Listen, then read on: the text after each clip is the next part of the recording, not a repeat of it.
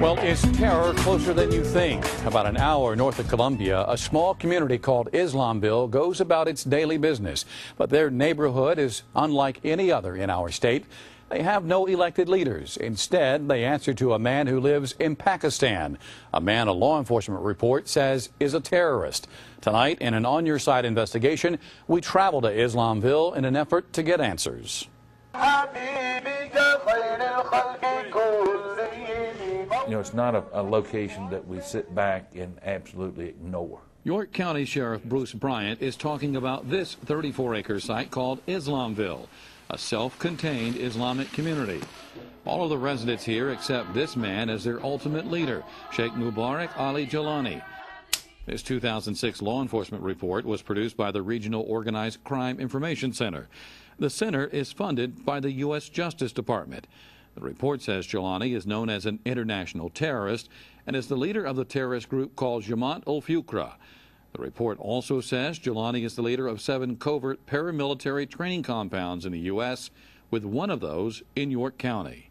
I know there's a lot of people that has great concerns about this compound, but you know, the Constitution of the United States certainly protects them and their right to be there. And, you know, we have to abide by that. But it doesn't stop there. The classified report says Jilani has at least 28 other suspected communes in the U.S., all operating under the name Muslims of America. The report says they have more than 3,000 members spread out across the country, and that at least a dozen members have been convicted of terrorist activities, including conspiracy to commit murder, fire bombings, and gun smuggling. I think most of the people that are part of Sheikh Jilani's total structure are unaware of the very intense terrorist connections that Muslims of America has had in the United States for the past quarter of a century. Martin Moyer is president of the Christian Action Network. His organization has been investigating Jilani for the past 3 years. During his research, he obtained this tape. It's called the Soldiers of Allah video. On it, Jilani says Muslims must learn to defend themselves. Life is becoming more hard for Muslims.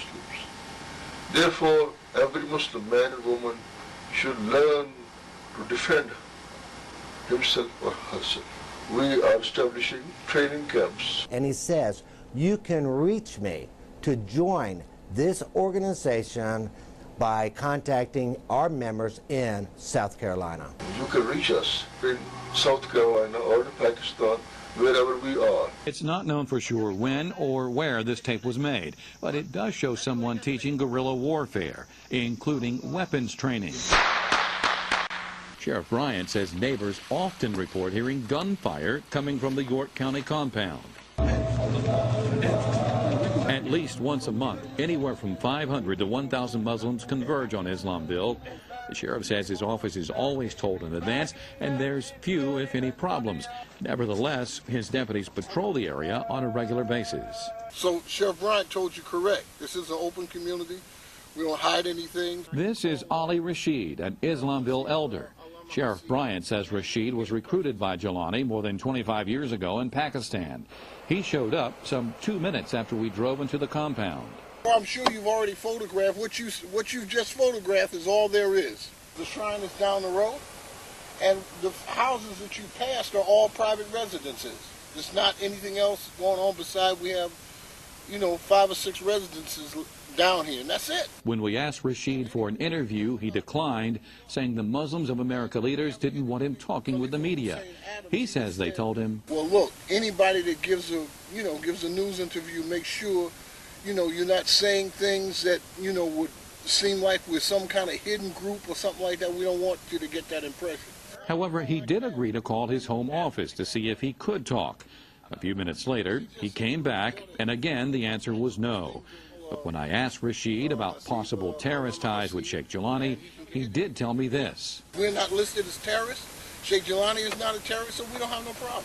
He then took my name and number and promised somebody would get in touch with me. We'll give you a call, and we'll talk to you, okay? We were then escorted from the property, and no one ever called. Obviously, law enforcement has been concerned about Islamville since its existence. These people drive school buses here, in this county. They work in our hospitals. But the sheriff's biggest worry has to do where Islamville is located. According to the 2006 law enforcement report, Jelani opened his compounds near significant infrastructure targets. Islamville is less than 5 miles away from the Catawba nuclear facility. Is that a concern? Absolutely. Those are the type things that the reason that we have these folks on our radar, and the reason that we try to keep up what's going on out there. 3 hours after leaving Islamville, we went back, this time, though, staying outside the compound. Within seconds, however, we were approached by Jelani followers with more on the way. How long have you lived here? Just all my life. Born and raised. Been out in the schools in New York.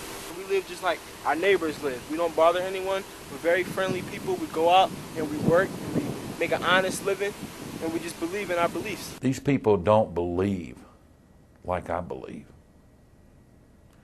And if it is true what the national media and what we hear about the Muslim beliefs and the jihadists and the terrorists and all that tend to do this country harm, I would be foolish to sit here and tell you it doesn't concern me.